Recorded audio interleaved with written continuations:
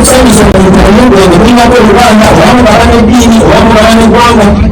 n'ekigenda kulembera n'abaana bo n'omwana we tomanya embaga agenda kuwasa oba agenda kufumbirwa ayinza kuba agenda kuwasoba kufumbirwa kasanga ne basomesanu ebana basanga naye abaana bonna bonna abali guno ku kyalo bagana bamwana wansanga ekiriza abaana bansanga kakati society kiri okubirinda baganda bange bali tukoze bulungi okulumanya nange okobyeko kuba bingi binabireere okwogera naye sijja byogera kuba abyogerera n'omukago wange ebintu ebikolebwa okulwanya ensi yaffe tebirinaffefeka aboogera n'abatogera bibalunya tuli wano nti abopposition batulesayide eno abaemane batulesayide eno nange olutugera kugira kulunatubayo okulanyanumu era baganda baffe oba opposition yabbye oba emane yabbye kitulina ffenna oba eyagala oba tuyagala oba twagira oba twagira kijja kunyiga sakubuuza kubanga tuwulire ekirayita akonondekolu ekituyamba ffenna ate ekikyamu kiba kikyamu oba nakikoze njagala tulina endoozi z'amajaa abagendayo bebabbi oba opposition bebabbi obudde kirungi kabuga kibazo emyezi emitono egiyise byonna gyekuli okusobola kutemuwayo abantu abalungi bakutenera abantu abalungi abanyama baabasinyoni bansamba n'abalala oba abalungi naye mugenda ekunaaba abantu abalungi banani sekikuwagendaalo sawubimuwagendaalo naye bajja omwana ekyomwagala kabirumbale kukireetiresi kiko muvunire eki kubanga ansobozesa antalengizi akoze ekituufu sosa tukolebe tutubaganda bange tutambulire ekibiri engeri yokanje tunene okuzina uganda etunene okweyagaliramu olunaku lugenda kutuuka nga tuli NP olunaku lugenda kutuuka nga tuli meeya nga tulina byabufuzi mulwakulaalo nti muliraga olunyo mulitale kumukolo laga okutulasaire olunyo laga okutulasaire ogenda kola kingaaazikamalawo ogenda kola ki wamubakano amenyumala wange tulumutulinakolawo so kitubakatako okuteekawo omusingi olugendo oluyameza eno tuyagaliremu otutambula ekyo tugenda kusirana fena ate olugendo okusirana kubanga mulina kulikoni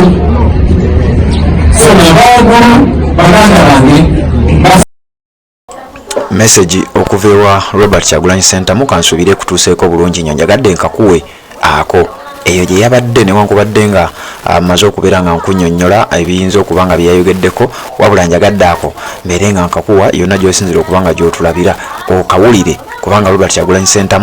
yategeezezza wano nno we yabadde ayogerera wabaddewo abafaatha ababuulidde ku mukolo guno gw'okuziika bano nno bayogedde ebigambo nga balinga abamukugira okwogera era okweralikira kwabadde kungi nnyo nga Robert Kyagulanyi Center tannayogera abantu boogera bannayuganda nga beebuuza omusajja tebamumma akazindaalo. Robert Kyagulanyi Center yabadde mukakkamu nnyo wabula ng'abantu emabega bakompuleyininga tinaye lwaki president tebamuwa muzindaalo kati abantu badde bakyakompuleyininga ne father n'agenda akikubawo n'ategeeza nti bannaye mwe bannabyabufuzi abali wano temugeza ne mwogera ebintu ebyawula mu bantu. Robert Kyagulanyi Center yakutte omuzindaalo bwe yayogedde ndowooza obiwulidde njagadde mbikuwe obeere ng'obiwulira yabategeezezza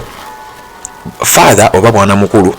oba ani eyabuulidde n'amutegeeza nti ebintu bino ebitunyiga bye twogerako tebinyiga ffeffekka bannabyabufuzi tebinyiga bali mu byabufuzi bokka tebinyiga kategore y'abantu nti oba bano ba NRM bokka wabula ffenna bitunyiga kati oli bwavayo n'abyogerako temubikulembeza nga byabufuzi era n'abategeeza nammwe kennyini wadde muli wano nga bafaada naye nammwe bibanyigiriza either nga mumanyi oba nga temumanyi either nga mumanyi mwefuula abatamanyi oba si ekyo nga muli bamu kwabo abanyigiriza abalala kati gwe agoberera omukutu guno njagadde eyo ensonga nayo mbeere nga njikuwa obiwulirize ebigambo bya Robert Kyagulanyi Center nakugambye yabadde saidi z'e Kasanda ng'agenze kuziikirako Honorable Patrick Nsamba Oshabe eyafiiriddwa taatawe wabula gye yasisinkanye ne bannabyabufuzi abalala bangi naddala mu kibiina ekya National Unity Platform n'ebibiina ebirala. era nga bw'owulidde ayogedde ensonga bwe zityo bwe zaabadde. Njagala kubanga ate nzija nkutuuseeko amawulire amalala, wabula nga sinaba kubanga ate nkuleka, njagala okukujjukiza ku Haji Kasujja ono nga musomi wa dduwa ng'era bulijjo bwe ntera okubeera nga nkugamba. Asangibwa saidi z'Enjeru ku luguudo olugenda e Jinja, era bw'otuuka Enjeru awo okumpi ne Nile nga oba omutuuseeko bulungi nnyo. Bw'oba nga tosobola genda Njeru, gw'atasobola kubanga otindigga olw'okugenda Enjeru, nja kukusaba agenda ku mukutu ogwa WhatsApp, enamba yeeyo osobola okubanga ate